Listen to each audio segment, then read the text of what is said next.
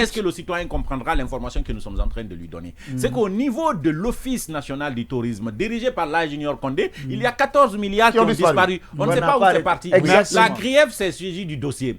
Qui est la mise en cause? C'est le premier responsable et son comptable. Donc on ne peut pas dire qu'il est coupable. Personne n'a dit qu'il est coupable. Personne n'a dit qu'il est coupable. On a dit qu'il est dans le viseur. Oui, mais Kourouma a dit qu'il sera inculpé. Ça, c'est ton problème avec Kourouma pendant qu'il est sur la définition déjà de la chose. C'est vrai. On peut avancer, s'il vous plaît. Donc, je suis en train de dire que ce n'est pas simplement au niveau de l'ENT où il y a effectivement des détournements. Suivez ceci. On va à l'ASCAD. Ce service-là, je ne sais pas si vous connaissez. Oui, avec l'agence civique. Oui, avec le service civique. Eh bien, le général à la retraite, le directeur général de l'ASCAD est dans le viseur également. Le général Doumbouya. Oui, le général Doumbouya se trouve dans le viseur pour un détournement d'un peu plus de 2 milliards. Mocus, est-ce que je peux avoir la liste? Et le général et un certain 6 autres personnes sont mises en cause au niveau de l'ASCAD Yacine Palais. Oui, c'est vrai quand même que ça me fait sourire parce qu'à plusieurs reprises, en parlant de la CRIEF, on a dit qu'aucun militaire n'a été inquiété jusqu'ici. Et cette fois-ci, c'est un général qui est à la retraite. Oui, c'est un général à la retraite. Les généraux sont à la retraite. Mais sauf que Yacine, excuse-moi, on pourrait considérer qu'il y a des militaires aujourd'hui qui sont encore en fonction contre qui on pourrait reprocher quelque chose dans leur gestion. Notamment l'intendant du camp Samori. Alors, moi, je ne suis pas en train de spéculer, je dis... Finalement, ça arrive.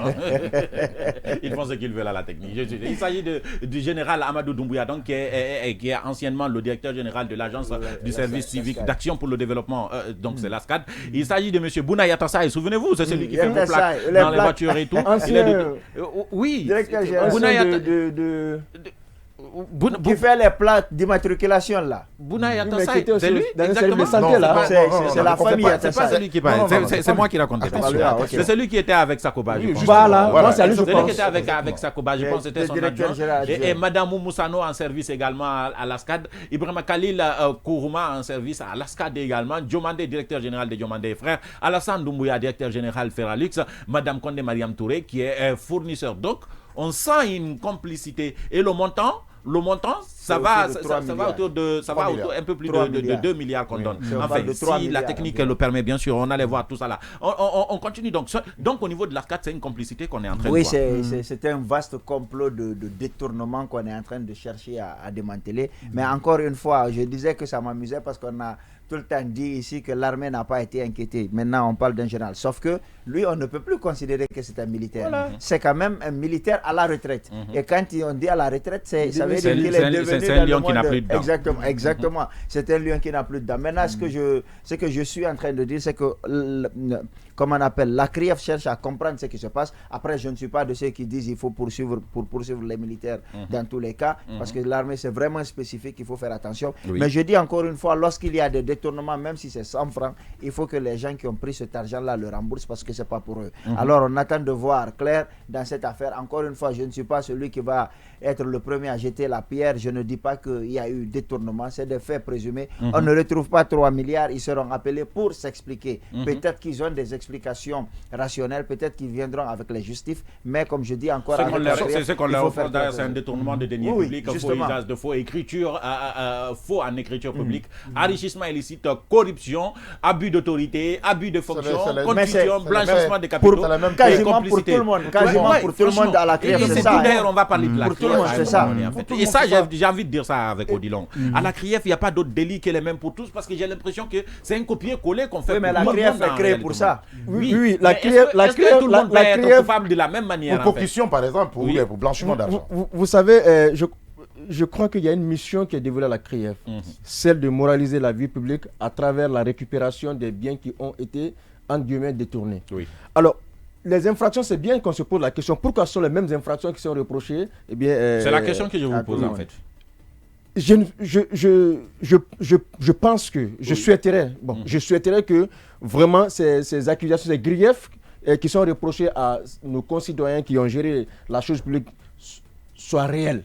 Sinon, ça pourrait paraître une technique pour davantage enfoncer certaines personnes. Parce que quand on prend l'infraction pour le bien de la CRIEF, il faudrait que ça soit avéré. Quand on prend par exemple l'infraction telle le détournement, vous savez, dans le droit classique, quand vous êtes en situation de justice, on dit que la preuve incombe au demandeur. Dans le cas d'espèce, le demandeur, c'est bien le parquet.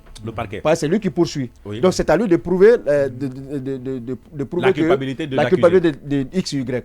Mais quand on prend les cas de détournement, il y a une exception. Là, c'est l'accusé qui doit prouver qu'il n'a pas détourné. Autrement dit, un matin, je peux me lever pour aller dire Odilon, tu as détourné l'argent. Voilà, Odilon, tu as détourné. Il appartient à Odilon qui n'a pas détourné. Okay. Donc, souvent, c'est très difficile de le prouver. Non, par simple juste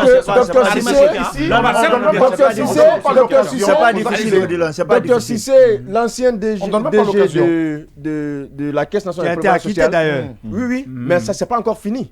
Parce qu'il est interdit de sortir du territoire guinéen, puisque le parquet aurait interjeté appel.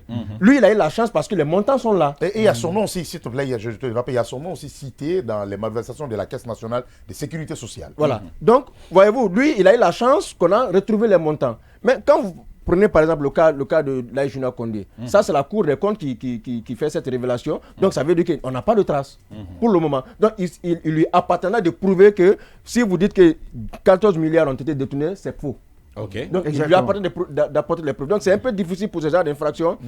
Je me dis, c'est difficile pour des gens de prouver vraiment qu'ils n'ont pas détourné. C'est une affaire à suivre. Alors, ce que je suis en train de dire, prouver que vous n'avez pas détourné, prouver que vous n'avez pas détourné, c'est la chose la plus facile. Tout le monde, même le plus petit d'entre nous, sait que l'administration, c'est quand même l'écrit. Lorsqu'on dit qu'on vous a donné, supposons, un budget de 14 milliards, pour un travail, on vous donne le budget, on met dans un compte au domicilié, peut-être à la Banque centrale, et on vous donne tous les documents. Lorsqu'on vient, on ne trouve pas cet argent-là, alors que c'est vous, le principal ordonnateur de ces dépenses, on ne retrouve pas de traçabilité. On vous appellera simplement la CRIEF, c'est son travail. Venez, on n'a pas retrouvé tel montant, où ça se trouve. Il vous appartient maintenant de montrer où se trouve la traçabilité de l'argent. Parce que si vous avez ordonné